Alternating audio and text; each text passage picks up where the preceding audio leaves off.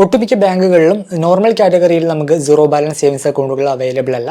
ഇപ്പോൾ ജൻധൻ അക്കൗണ്ട് എന്ന് പറഞ്ഞൊരു കാറ്റഗറി ഉണ്ട്. അത് ഗവൺമെന്റ് സ്കീമാണ്. അത് എല്ലാ ബാങ്കുകളിലും സീറോ ബാലൻസ് അക്കൗണ്ട് നൽകണമെന്നാണ്. പക്ഷേ പല ബാങ്കിലും നമ്മൾ ആ ഒരു കാറ്റഗറി അക്കൗണ്ട് ഓപ്പൺ ചെയ്യാൻ ചെന്ന് കഴിഞ്ഞാൽ അവർക്ക് തരാനായിട്ട് താല്പര്യമില്ല. ആ ഒരു വേരിയന്റ് അക്കൗണ്ട് എടുത്തു കഴിഞ്ഞാൽ അവർക്ക് പ്രത്യേകിച്ച് ബെനിഫിറ്റ് ഉണ്ടാക്കാനായിട്ട് സാധിക്കില്ല. സർവീസ് ചാർജും കാര്യങ്ങളൊന്നും അതിന് വരുന്നില്ല. ഡെബിറ്റ് കാർഡ് വരെ സൗജന്യമാണ്. സോ അതുകൊണ്ട് അവർക്ക് ബെനിഫിറ്റ് ഇല്ല. അതുകൊണ്ട് തന്നെ ആ ഒരു വേരിയന്റ് അക്കൗണ്ട് നൽകാനായിട്ട് ബാങ്കുകൾക്ക് പ്രത്യേകിച്ച് താല്പര്യമില്ല.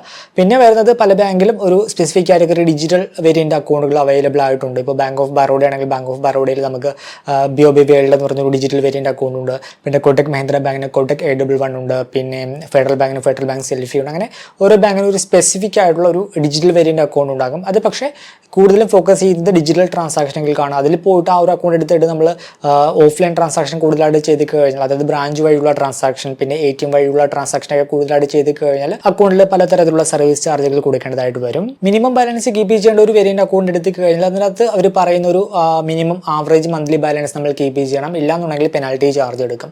ഇപ്പോൾ ജീവിത ചിലവുകൾക്കിടയിൽ നെട്ടോട്ടം ഓടുമ്പോൾ മാസാവസാനം എത്തുമ്പോൾ ഒരു പക്ഷേ നമുക്ക് അക്കൗണ്ടിൽ അവർ പറയുന്ന മന്ത്ലി ആവറേജ് ബാലൻസ് കീപ്പ് ചെയ്യാൻ പറ്റാത്തൊരു സ്ഥിതി വരും. ചെറിയ എമൗണ്ടൊക്കെ കുറവ് സംഭവിക്കും. അങ്ങനെ ഷോർട്ട് ഫോൾ വരുവാൻ നേരത്ത് അവരുടെ ടേംസ് ആൻഡ് കണ്ടീഷനിൽ പറയുന്ന അതിനനുസരിച്ചുള്ള ഒരു എമൗണ്ട് നമ്മൾ പെനാൽറ്റി ചാർജ് ആയിട്ട് കൊടുക്കേണ്ടതായിട്ട് വരും. വേറെ ഓപ്ഷൻ ഇല്ല. ആ ഒരു പെനാൽറ്റി ചാർജ് കൊടുത്ത് വീണ്ടും തുടരും. നെക്സ്റ്റ് മന്ത് അവസാനമാകുമ്പോൾ വീണ്ടും ഈ ഒരു മിനിമം ബാലൻസിൽ ഷോർട്ട് ഫോൾ വരും. വീണ്ടും പെനാൽറ്റി ചാർജ് കൊടുക്കും. സോ നമ്മൾ കഷ്ടപ്പെട്ടുണ്ടാക്കുന്ന എമൗണ്ടിൽ നല്ലൊരു ശതമാനം ഈ രീതിയിൽ ബാങ്കുകൾക്ക് സർവീസ് ചാർജ് കൊടുക്കേണ്ട ഒരു അവസ്ഥയാണ് ഇപ്പോൾ കണ്ടുവരുന്നത്. 2024 സാമ്പത്തിക വർഷത്തിൽ മാത്രം ഈ ഒരു മിനിമം ബാലൻസ് കീപ്പ് ചെയ്യാത്തതിന്റെ പെനാൽറ്റി ചാർജായിട്ട് പൊതുമേഖലാ ബാങ്കുകൾ ഈടാക്കിയത് മൊത്തം ഏകദേശം 2331 കോടി രൂപയാണ്. 2020 മുതൽ 2024 വരെ പൊതുമേഖലാ ബാങ്കുകൾ ഈ ഒരു മിനിമം ബാലൻസ് കീപ്പ് ചെയ്യാത്തത് കൊണ്ടുള്ള പെനാൽറ്റി ചാർജായിട്ട് കളക്ട് ചെയ്തത് ഏകദേശം 8500 കോടി രൂപയാണ്. 2020 കോവിഡ് വന്ന സമയത്ത് പൊതുമേഖലാ ബാങ്കായ SBI അവരുടെ ആ ഒരു മന്ത്ലി ആവറേജ് ബാലൻസ് കീപ്പ് ചെയ്തില്ലെങ്കിൽ ഈടാക്കുന്ന പെനാൽറ്റി ചാർജ് എടുത്ത് കളഞ്ഞു. നമ്മൾ അക്കൗണ്ടിൽ മന്ത്ലി ആവറേജ് ബാലൻസ് കീപ്പ് ചെയ്തില്ല എന്നുണ്ടെങ്കിലും പെനാൽറ്റി ചാർജ് ഒന്നും തന്നെ SBI ഇപ്പോൾ നിലവിൽ ഈടാക്കുന്നില്ല. അതിന് പിന്നാലെ ഇപ്പോൾ കഴിഞ്ഞ മാസം കാനറ ബാങ്കും അങ്ങനെ ഒരു ലോ കൊണ്ടുവന്നിരുന്നു. അവരുടെ സേവിങ്സ് അക്കൗണ്ട് വേരിയന്റിൽ മന്ത്ലി ആവറേജ് ബാലൻസ് കീപ്പ് ചെയ്തില്ല എന്നുണ്ടെങ്കിൽ പെനാൽറ്റി ചാർജ് ഒന്നും തന്നെ ഈടാക്കുകയില്ല. അതിനെപ്പറ്റി ഡീറ്റെയിൽ വീഡിയോ ആ ഒരു സമയത്ത് ചെയ്തിരുന്നു. ലിങ്ക് ബട്ടണിൽ ആഡ് ചെയ്യാം. കൂടുതലായിട്ട് അറിയാനായിട്ട് ആ ഒരു വീഡിയോ കാണുക. അതിന് പിന്നാലെ ഇപ്പോൾ നിലവിൽ മറ്റു 3 പൊതുമേഖലാ ബാങ്കുകൾ കൂടി മന്ത്ലി ആവറേജ് ബാലൻസ് കീപ്പ് ചെയ്തില്ല എന്നുണ്ടെങ്കിൽ ഈടാക്കുന്ന പെനാൽറ്റി ചാർജ് എന്ന് പറഞ്ഞ ഒരു ബാങ്കിങ് ചാർജ് അവർ റിമൂവ് ചെയ്തിട്ടുണ്ട്. ആ ബാങ്കുകൾ ഏതൊക്കെയാണ്? ഈ ഒരു മന്ത്ലി ആവറേജ് ബാലൻസ് കീപ്പ് ചെയ്തില്ല എന്നുണ്ടെങ്കിൽ പെനാൽറ്റി ചാർജ് എടുക്കില്ല. പക്ഷെ അതിന് പകരമായിട്ട് ബാങ്കുകൾ എന്താണ് ചെയ്യാനായിട്ട് പോകുന്നത്? പിന്നെ മിനിമം ബാലൻസ് കീപ്പ് ചെയ്തില്ല എന്നുണ്ടെങ്കിൽ പെനാൽറ്റി ചാർജ് എടുക്കില്ല. പക്ഷെ നമ്മുടെ അക്കൗണ്ടിന് എന്താണ് സംഭവിക്കുന്നത്? ഇങ്ങനെയുള്ള കാര്യങ്ങൾ നമുക്ക് ഡീറ്റെയിൽ ആയിട്ട് നോക്കാം. എന്തായാലും ബാങ്കുകൾ അവരുടെ ഇഷ്ടപ്രകാരമല്ല ഈ ഒരു മിനിമം ബാലൻസ് കീപ്പ് ചെയ്തില്ല എന്നുണ്ടെങ്കിൽ ഈടാക്കുന്ന പെനാൽറ്റി ചാർജ് റിമൂവ് ചെയ്തിരിക്കുന്നത്.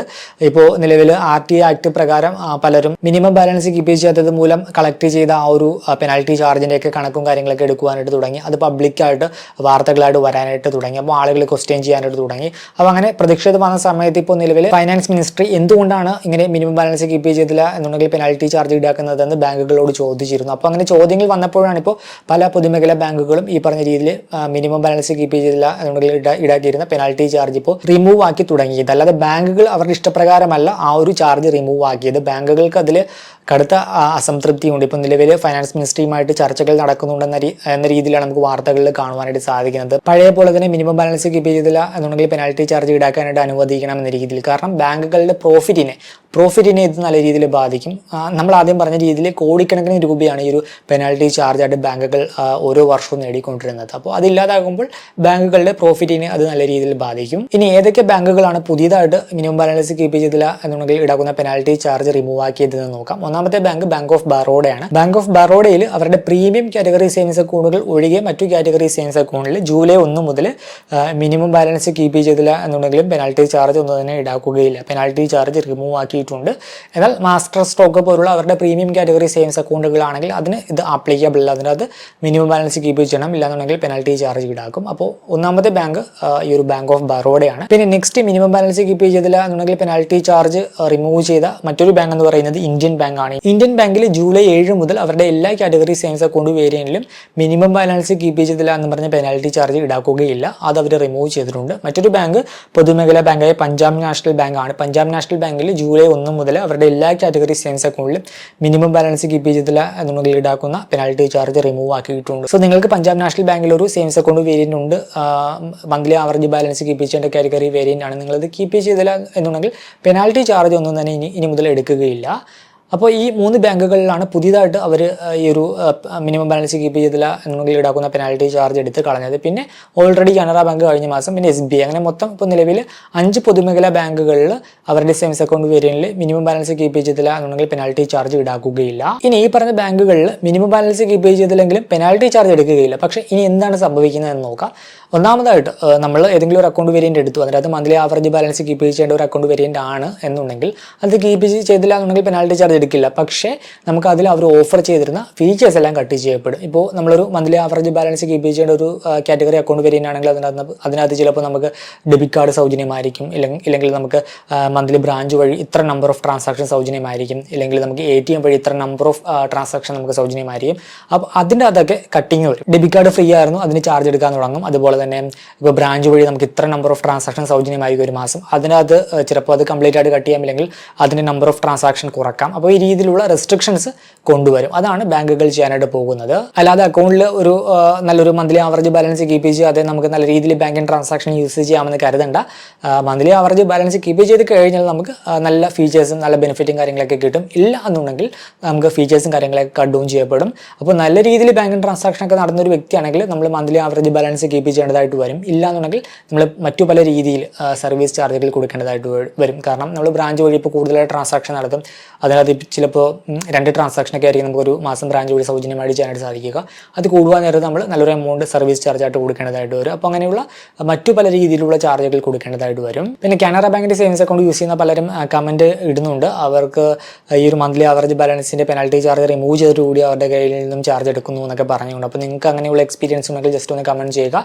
നിങ്ങൾ എന്തായാലും ബ്രാഞ്ചിൽ കോൺടാക്ട് ചെയ്യുക, അല്ലെങ്കിൽ കസ്റ്റമർ സപ്പോർട്ടിൽ കോൺടാക്ട് ചെയ്യുക. ഓൾറെഡി അങ്ങനെ ഒരു ലോ വന്നിട്ടുണ്ട്. അപ്പോൾ നമ്മൾ കോൺടാക്ട് ചെയ്ത് കഴിഞ്ഞാൽ അടുത്തൊരു ചാർജ് റിവേഴ്സ് ചെയ്ത് കിട്ടാനുള്ള സാധ്യതയുണ്ട്. ആദ്യം ഒരു കാര്യം ഉറപ്പ് വരുത്തുക, നിങ്ങൾ മന്ത്ലി ആവറേജ് ബാലൻസ് കീപ്പ് ചെയ്യാത്തത് കൊണ്ടാണോ ആ ഒരു ചാർജ് എടുത്തതെന്ന്. കാരണം ഇപ്പോൾ പറഞ്ഞ രീതിയിൽ മന്ത്ലി ആവറേജ് ബാലൻസിൻ്റെ ചാർജ് കളഞ്ഞു, അതിന് പെനാൽറ്റി ചാർജ് ഇല്ല. പക്ഷേ അവർ ബാങ്ക് മറ്റു പല രീതിയിലും സർവീസ് ചാർജ് എടുക്കും. അപ്പോൾ അങ്ങനെ വേറെ ഏതെങ്കിലും രീതിയിലുള്ള സർവീസ് ചാർജാണോ എടുത്തിരിക്കുന്നതെന്ന് ജസ്റ്റ് ഒന്ന് കൺഫേം ചെയ്യുക. നിങ്ങൾ ജസ്റ്റ് ബാങ്കിൻ്റെ മൊബൈൽ ആപ്പ് എടുത്ത് അതിനകത്ത് ട്രാൻസാക്ഷൻ ഹിസ്റ്ററി നോക്കി കഴിഞ്ഞാൽ നമുക്ക് അവിടെ റിമാർക്സ് കാണുവാനായിട്ട് സാധിക്കും, എന്തിനാണ് ആ ഒരു ചാർജ് എടുത്തതെന്ന്.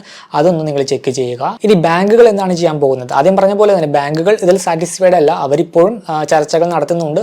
ഈ പറഞ്ഞ രീതിയിൽ ഈ ഒരു മിനിമം ബാലൻസ് കീപ്പ് ചെയ്തില്ല എന്നുണ്ടെങ്കിൽ പെനാൽറ്റി ചാർജ് കൊണ്ടുവരണം എന്ന രീതിയിൽ, ആ രീതിയിലാണ് നമുക്ക് ന്യൂസും കാര്യങ്ങളൊക്കെ കാണുവാനായിട്ട് സാധിക്കുന്നത്.